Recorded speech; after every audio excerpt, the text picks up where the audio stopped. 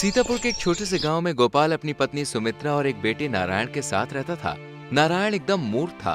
वो कोई काम धाम नहीं करता था। घर में रहकर ही रोटियां तोड़ता रहता था। उसके माता पिता उससे बहुत परेशान रहते थे। वो उसे कुछ कमाने धमाने को कहते, पर उस मूर्ख को कोई भी काम ही नहीं आता, न ही उसे कोई कुछ काम देता। नारायण की उम्र 20 वर्ष हो गई है। ना तो ये कुछ करता है, ना ही घर से बाहर निकलता है। तुम एक काम करो, इसकी शादी करवा दो। क्या पता पत्नी के आने से इसका भाग्य खुल जाए। तुम सही कह रही हो सुमित्रा। मैं इसके लिए कोई अच्छी सी लड़की देख लेता हूँ, जो थोड़ी चालाक भी हो और पढ़ी लिखी भी हो।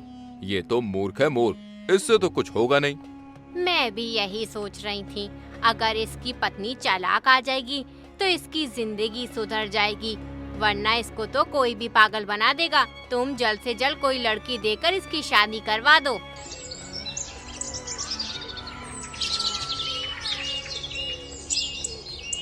कुछ ही दिनों में गोपाल अपने मूर्ख लड़के की शादी करवा देता है। उसकी पत्नी अपने साथ कुछ दहेज लेकर आई थी। उसी से नारायण के घर का गुजारा हो रहा था। लेकिन कुछ ही दिनों में उसके घर का सारा सामान खत्म हो गया। पत्नी समझ गई थी कि उसका पति मूर्ख है, इसे कोई काम नहीं देगा। इसलिए वो अपने ससुर से कहती है, मैंने आज तक आपके सामने मुंह नहीं खोला है, क्योंकि आप घर के बड़े आदमी हैं।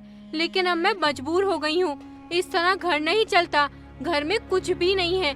मैं सोचती थी कि घर की बात बाहर न निकले, लेकिन अब मैं मजबूर हो चुकी हूँ। कब तक ये सब देखती रहूं?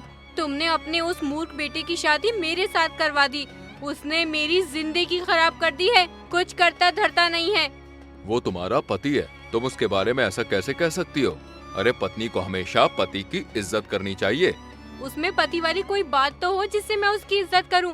जो आदमी अपने परिवार का पेट नहीं पाल सकता, उसकी इज्जत कौन करेगा? इज्जत उसकी होती है जो घर में 2 पैसे कमा कर देता है, घर में हाथ पर हाथ रखकर बैठने वाले की नहीं।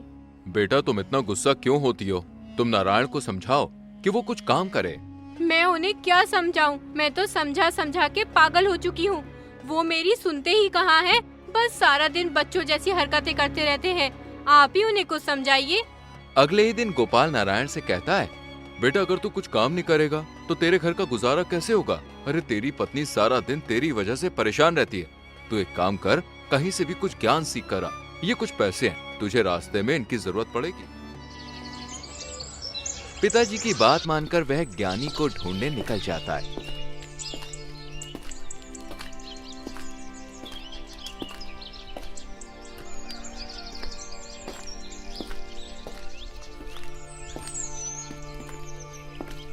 कई दिन भटकने के बाद उसे एक ज्ञानी मिला। ज्ञानी को प्रणाम कर उसने कहा, मैंने सुना है तुम बहुत बड़े ज्ञानी हो, तुम लोगों को ज्ञान देते हो। मैं कई दिनों से किसी ज्ञानी को ढूंढ रहा था, फिर लोगों ने तुम्हारे बारे में बताया। इसलिए ज्ञानी जी मुझे कुछ ज्ञान दीजिए, मैं अत्यंत कष्ट में हूँ। बिना ज्ञान के तो मनुष्य को कष्ट होगा ही। मैं तुम्हें जरूर ज्ञान दूंगा, पर मैं मुफ्त में किसी को भी ज्ञान नहीं देता। उसके लिए तुम्हें कीमत चुकानी होगी। ज्ञानी जी आप ज्ञान देने की कितनी कीमत लेंगे? एक ज्ञान का 1 पैसा। गोपाल ने नारायण को 50 पैसे दिए थे, लेकिन अब मूर्ख नारायण के पास 4 पैसे बचे थे। वो उसने ज्ञानी को दे दिए। 4 पैसे लेकर ज्ञानी बोला, तुमने मुझे 4 पैसे दिए हैं, इसलिए मैं तुम्हें 4 ही ज्ञान की बात बताऊंगा। अच्छी तरह याद कर लो। पहला ज्ञान ये है कि जिस बात को 5 आदमी कहें उसे सत्य मान लेना चाहिए। दूसरा ज्ञान ये है कि धन मिलने पर किसी को भी उसके बारे में नहीं बताना चाहिए। तीसरा ज्ञान ये है कि पत्नी को कभी सच बात नहीं बतानी चाहिए। और चौथा ज्ञान ये है कि अपने स्वामी या राजा को सच बात ही बतानी चाहिए। ज्ञान की चारों बातों को अच्छी तरह से याद कर अब मूर्ख नारायण अपने घर की ओर निकल गया। रास्ते में उसने देखा कि एक जगह भीड़ जुटी हुई है। उसे पता चला कि कोई भिखारी मर गया है, पर कोई उसे वहां से उठाने को तैयार नहीं था। तभी मूर्ख नारायण वहां पे पहुंचा। भाई तुम हट्टे कट्टे हो, इस लाश को उठाकर कहीं फेंकाओ, ईश्वर तुमसे खुश हो जाएगा। मैं इस लाश को क्यों फेंक के आऊं? ना तो ये मेरा कोई रिश्तेदार है और ना ही कोई जानने वाला, फिर मैं क्यों इस लाश को फेंक कर आऊं? लेकिन एकदम से मूर्ख नारायण को ज्ञानी द्वारा दिए गए पहले ज्ञान की याद आ गई। कि 5 आदमी जो कहें उसे सच मान लेना चाहिए। यहाँ तो 5 से भी अधिक आदमी है। उसने लाश उठाई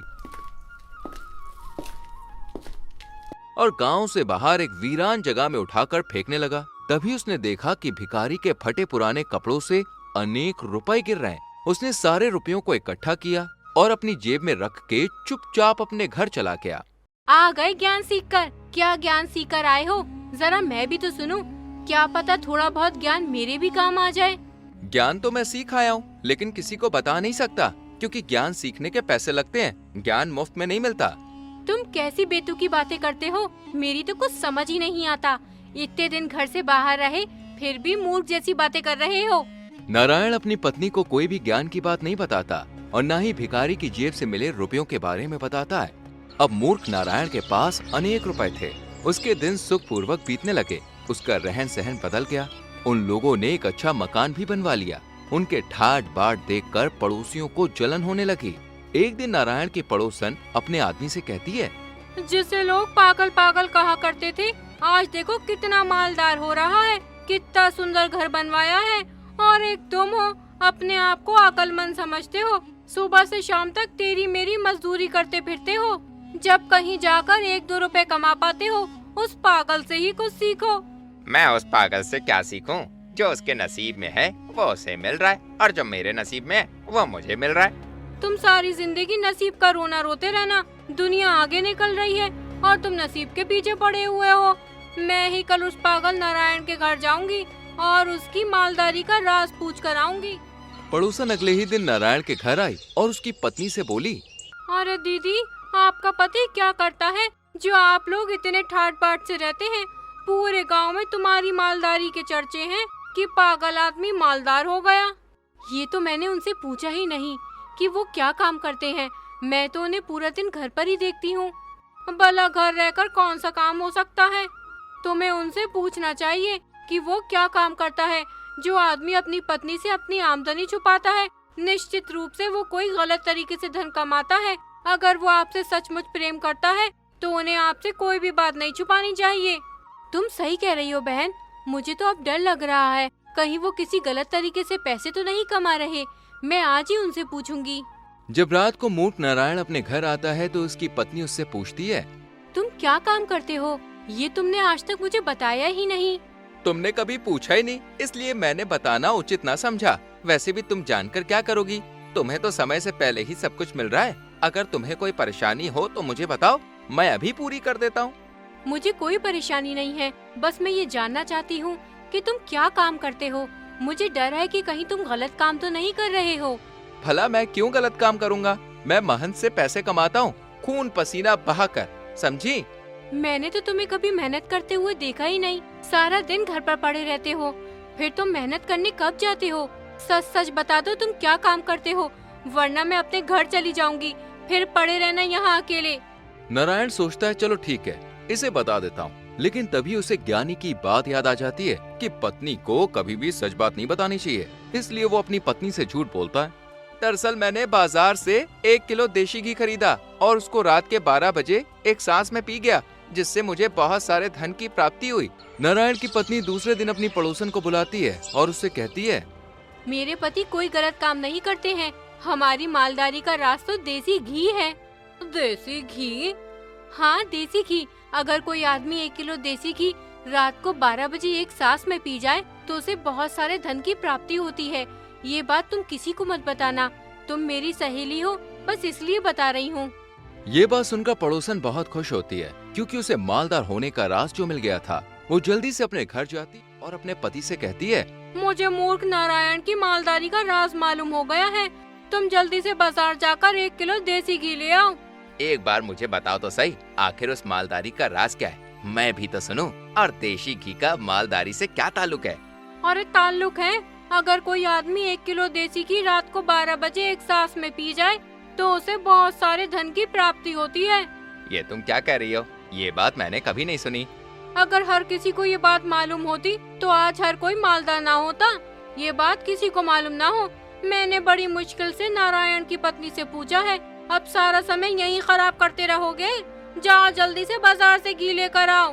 पड़ोसन का पति बाजार से 1 किलो देशी घी ले आता है और फिर दोनों 12 बजने का इंतजार करते हैं। जैसे ही 12 बजते हैं, पड़ोसन अपने पति को 1 किलो घी एक सांस में पिला देती है। घी पीने के थोड़ी देर बाद उसके पेट में बहुत जोर का दर्द होता है। पेट दर्द इतनी जोर से होता है कि वो तड़पने लगता है। उसे दस्त आने लगते हैं। अंत में वो मर गया। पड़ोसन ने राजा के पास जाकर उनकी शिकायत की। महाराज, मैं लुट गई, बर्बाद हो गई, मेरा कुछ नहीं बचा, सब कुछ खत्म हो गया। अरे कुछ बताओगी भी या रोती ही रहोगी? महाराज, मेरे पति का इंतकाल हो गया है। उन्होंने 1 किलो देसी घी पी लिया था, जिससे उनके पेट में दर्द हुआ और वो मर गए। ये क्या बेहुदा बात कर रही हो? अगर कोई आदमी 1 किलो देशी घी पिएगा तो वो मरेगा ही ना, बचेगा थोड़ी ना। तुम्हारा पति कहीं पागल तो नहीं था? अरे नहीं नहीं महाराज, मेरा पति पागल नहीं था। पागल तो वो मूर्ख नारायण है जिसने मुझे ये नुस्खा बताया था। उसने कहा था कि अगर कोई आदमी रात को 12 बजे 1 किलो देसी घी एक सांस में पी जाए तो वो मालदार हो जाता है। इसलिए मैंने अपने पति को 1 किलो देसी घी पिला दिया। राजा ने मूर्ख नारायण को बुलाया और सारा माजरा पूछा। क्यों रे नारायण, तू लोगों को पागल समझता है जो 1 किलो घी का नुस्खा बताकर लोगों को मरवा रहा है? मालदार होने के लालच में इसका पति 1 किलो देशी घी एक ही सांस में पी गया और फिर वो मर गया। इसके लिए तुझे सख्त से सख्त सजा मिलेगी। तभी नारायण को ज्ञानी की बात याद आ जाती है कि अपने स्वामी या राजा को झूठ नहीं बोलना चाहिए। इसलिए वो राजा से कहता है, महाराज, इसमें मेरी कोई गलती नहीं। मैंने तो एक ज्ञानी को 4 पैसे देकर 4 ज्ञान की बात सीखी थी।